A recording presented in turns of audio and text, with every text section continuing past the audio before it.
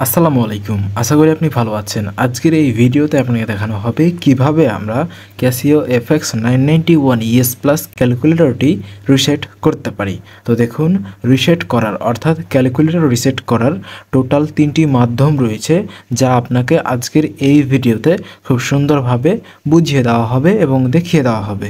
So অবশ্যই সম্পূর্ণ ভিডিওটি মনোযোগ সহকারে কন্টিনিউ করবেন এবং চ্যানেলে নতুন দর্শক হয়ে থাকলে এইরকম ভিডিও পাওয়ার জন্য অবশ্যই চ্যানেলটি সাবস্ক্রাইব করে নেবেন।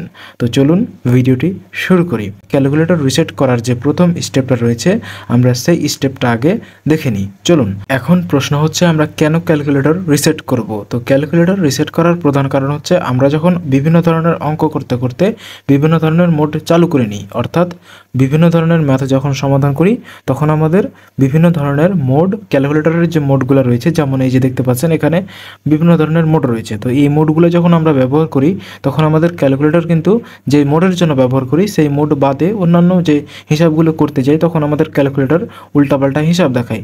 তার কারণে আমাদের ক্যালকুলেটরটি রিসেট করার প্রয়োজন হয়। তো চলুন কিভাবে আমরা ক্যালকুলেটর রিসেট করব সেটা দেখে নিই। চলুন আমরা এখন একটা মোড নিয়ে নিই। ওকে, তো আমরা এই মোড বাটনে ক্লিক করার পর আমরা ভেক্টর মোডটাই নিচ্ছি। সো আমরা 8 প্রেস করলাম। 8 প্রেস করার পর আমরা এই ভেক্টর মোডটা নিয়ে ফেললাম। তো দেখুন, তো আমরা যখন ক্যালকুলেটর অফ করব, তো আমি এখন ক্যালকুলেটরটা অফ করলাম। ক্যালকুলেটর অফ করার পর আমরা কিন্তু আবার ক্যালকুলেটরটা অন করলাম।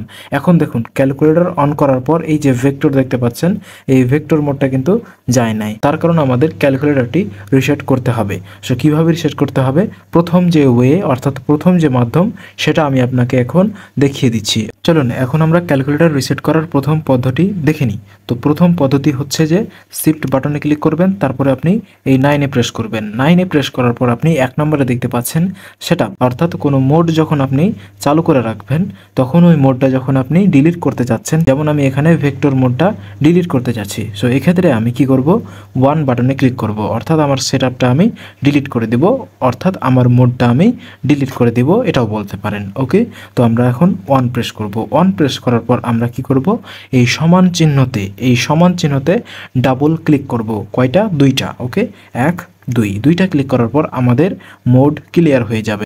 এখন আমরা আরও একটি পদ্ধতি দেখে নিই। তো আবার আমরা একটা মোড নিয়ে নিচ্ছি।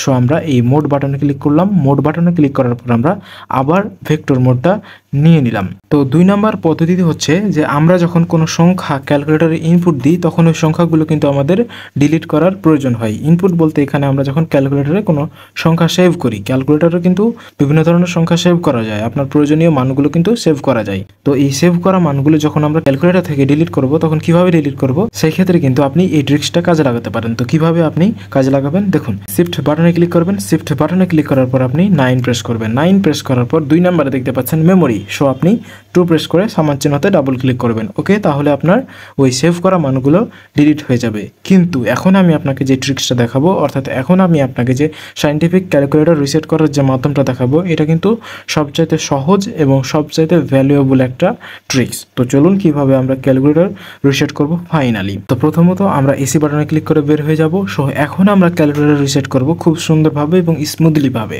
তো দেখুন, প্রথমত আমরা শিফট বাটনে ক্লিক করব, তারপরে 9 প্রেস করব। 9 প্রেস করার পর আমরা দেখতে পাচ্ছি 3 নম্বরে ওয়াল। সো আপনি যখন একটা ক্যালকুলেটর দোকান থেকে বা বাজার থেকে কিনে নিয়ে আসবেন তখন সেই ক্যালকুলেটরটি যে অবস্থায় ছিল সেই অবস্থায় যদি আপনি ফিরিয়ে নিয়ে আসতে চান, অর্থাৎ সেই ক্যালকুলেটরের যাবতীয় যে সেটিংসগুলো ছিল ওই সেটিংসগুলো কিন্তু ঠিক নতুনের মতো যদি আপনি করতে চান, সেক্ষেত্রে আপনি 3 প্রেস করবেন। ওকে, 3 প্রেস করার পর আপনি এই সমান চিহ্নতে ডাবল ক্লিক করবেন। 1 2 ক্লিক করার পর আপনার ক্যালকুলেটর নতুনের মতো একদম স্মুথলি রিসেট হয়ে যাবে। এবং আমি মনে করি এই যে 3 নাম্বার যে পয়েন্টটা দেখালাম আপনাকে, এই 3 নাম্বার পয়েন্টটা হচ্ছে একদম কার্যকরী এবং ভ্যালুয়েবল একটা পয়েন্ট বা ভ্যালুয়েবল একটা ট্রিক্স। তো এই ছিল ভিডিওটি ভালো লাগলে অবশ্যই ভিডিওটিতে একটা লাইক দিবেন এবং চ্যানেলে নতুন হয়ে থাকলে অবশ্যই চ্যানেলটি সাবস্ক্রাইব করে নেবেন। তো দেখা হচ্ছে পরবর্তী নেক্সট কোনো ভিডিওতে। ততক্ষণ পর্যন্ত ভালো থাকুন, সুস্থ থাকুন, খোদা হাফেজ।